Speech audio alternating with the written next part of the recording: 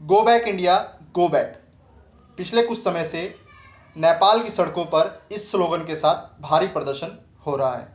दरअसल पिछले कुछ समय से लिपू लेक, लिपू धरा, काला पानी क्षेत्र भारत और नेपाल के बीच विवाद का विषय बना हुआ है, जिसमें आज से 2 दिन पहले चालाक चाइना ने मध्यस्थ राष्ट्र के रूप में स्वयं को प्रस्तुत किया है। इसके पीछे चाइना की भविष्य की साजिश क्या है, क्यों वो इतना उत्सुक है मध्यस्थ राष्ट्र बनने के लिए, जानेंगे इस वीडियो में।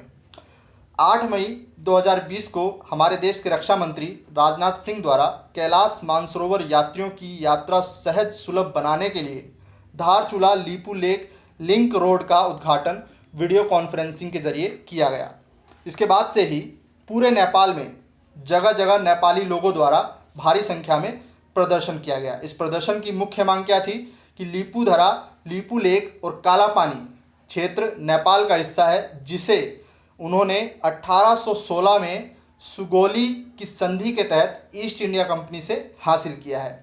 अब नेपाली ओपोजिशन के बढ़ते दबाव और स्टूडेंट यूनियन के प्रदर्शन को देखते हुए नेपाली सरकार ने नेपाल का नया नक्शा जारी कर दिया है, जिसमें लिपू लेक, लिपू धरा, काला पानी को नेपाल का हिस्सा बताया गया है। आपको बता दूं कि ये जो लिपू लेक काला पानी क्षेत्र है, ये 372 वर्ग किलोमीटर का क्षेत्र है, जो कि एक ट्राई जंक्शन पॉइंट है। जी हाँ, ट्राई यानी कि एक ऐसा बिंदु जहां पर चाइना, भारत और नेपाल की सीमाएं आपस में मिलती हैं। तो आप अंदाज़ा लगा सकते हैं कि यह क्षेत्र भारत के धार्मिक, आर्थिक व सामरिक रूप से कितना महत्वपूर्ण है।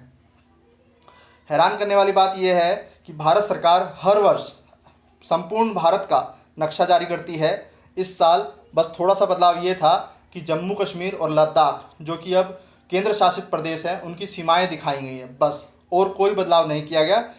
लेकिन नेपाल द्वारा जो है लिपू लेक पर जो है विवाद खड़ा कर दिया गया और कहा गया कि लिपू लेक काला पानी उनका हिस्सा है। और तो और इस विवादित मुद्दे पर उसने, जो कि एक द्विपक्षीय मामला था, चाइना को निमंत्रण दे दिया कि वो मध्यस्थ की भूमिका निभाए।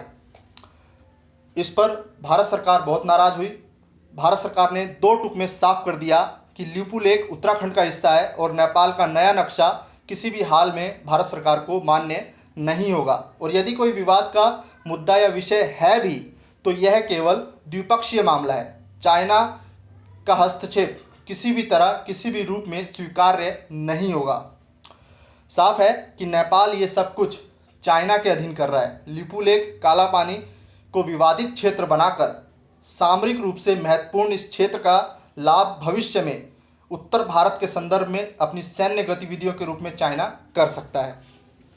इस समय चाइना नेपाल की नज़दीकियां काफ़ी बढ़ रही हैं। चाइना लगातार नेपाल के इंफ्रास्ट्रक्चर में निवेश कर रहा है और चाइना के सरकारी अखबार ग्लोबल टाइम्स के अनुसार 2025 तक चाइना नेपाल में पूरी तरीके से ट्रेन चलाने जा रहा है। और गूगल पर जब मैंने सर्च किया तो मुझे पता चला ये जो चाइना नेपाल ट्रेन रूट है, इसका एक पॉइंट, एक स्टेशन बुरंग है, और ये जो बुरंग है ये काला पानी के बेहद निकट है। आप स्क्रीन पर इमेज में देख सकते हैं इसकी निकटता को। ऐसे में हम समझ सकते हैं कि चाइना उत्तर भारत में भी अपने पैर पसार रहा है और भारत को जो है घेरने की स्थिति में आ चुका है उत्तर भारत में। और ये जो ट्रेन है ये लुम्बिनी तक आएगी। अगर मैं बात करूं नेपाल की, तो नेपाल को पता होना चाहिए कि अंतर्राष्ट्रीय संबंधों में देशों के हित सबसे पहले होते हैं। यहाँ मामला चाइना का है, जो कि कोई भी कदम बिना लाभ के कभी नहीं उठाता। उसकी नीति ही यही रही है कि सबसे पहले गरीब राष्ट्रों को मित्रता के नाम पर भारी उसमें निवेश करो, और फिर जब ये राष्ट्र उस निवेश का प्रतिफल ना लौटा सके तो उसको अपना आर्थिक उपनिवेश बना लो। और ऐसे राष्ट्रों के प्राकृतिक संसाधनों का दोहन जो है इन राष्ट्रों के द्वारा किया जाता है। जी हाँ, प्राकृतिक संसाधनों का दोहन किया जाता है। मुझे पता नहीं दोस्तों कि नेपाल की विदेश नीति में बुद्धिजीवी है भी या नहीं, क्योंकि उनको नहीं दिखाई देता कि चाइना ने किस तरीके से हिंद महासागर के राष्ट्रों जैसे कि इरिट्रिया, मालदीव, मलेशिया, म्यांमार और श्रीलंका के साथ क्या किया। ये सारे देश वर्तमान में पछता रहे हैं। क्यों? क्योंकि इन्होंने राष्ट्र के विकास के लिए चाइना से भारी निवेश और कर्ज लिया, जिससे चीन ने मित्रता के नाम पर दिया भी, लेकिन जब ये राष्ट्र निवेश का प्रतिफल नहीं दे पाए तो इन्होंने अपना एक क्षेत्र चाइना को सौंप दिया। उदाहरण के लिए हिंद महासागर का इरिट्रिया राष्ट्र, जो कि अब चाइना का सबसे बड़ा बेस पॉइंट बन चुका है, श्रीलंका का हम्बनटोटा, मालदीव का एक द्वीप, म्यांमार का कोको द्वीप, इन सभी सैन्य बेस पॉइंट की इमेज आपको स्क्रीन पे दिखाई दे रही होगी, मैंने लगा दी है। अब इन सभी बेस पॉइंट का फ़ायदा आखिरकार जो है चाइना किस लिए कर रहा है? हिंद महासागर में भारत को घेरने के लिए। इसलिए मेरी समझ में तो नेपाल को चाइना से ज़्यादा भारत पर विश्वास रखना चाहिए और भारत के साथ सहयोग करना चाहिए।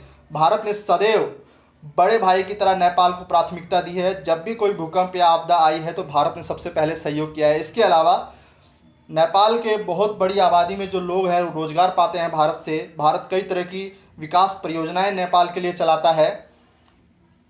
उसे यह सोचना चाहिए कि कोई भी मामला यदि विवाद का विषय है भी तो उसे भारत के साथ जो है सहयोग किया जाना चाहिए, उससे विचार विमर्श करना चाहिए, ना कि चाइना को सीधे सीधे निमंत्रण देना चाहिए। इससे नेपाल और भारत के रिश्ते खराब हो सकते हैं। बाकी आप क्या सोचते हैं ज़रूर बताएं। वीडियो कैसी लगी ये भी बताएं। वीडियो पसंद आए तो वीडियो को लाइक करिएगा और कम से कम एक व्यक्ति के साथ ज़रूर शेयर करें। मिलते हैं अगले वीडियो में, तब तक के लिए